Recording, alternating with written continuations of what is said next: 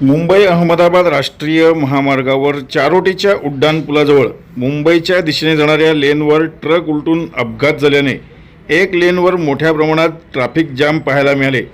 घटनास्थळावर कासा पोलिसांनी व ट्रॅफिक पोलिसांनी पोहोचून अपघातग्रस्त झालेले अवजड वाहन दूर करण्याचे काम सुरू केले आहे। मात्र ट्रकच्या अपघातामुळे 5 किलोमीटरहून अधिक लांब ट्रॅफिक जाम पाहायला मिळाले। सुदैवाने या अपघातात कोणतीही जीवितहानी झाली नाही, मात्र ट्रकचे मोठे नुकसान झाले आहे। तर ट्रकमधील मुद्देमाल देखील पुलावर कोसळले आहे।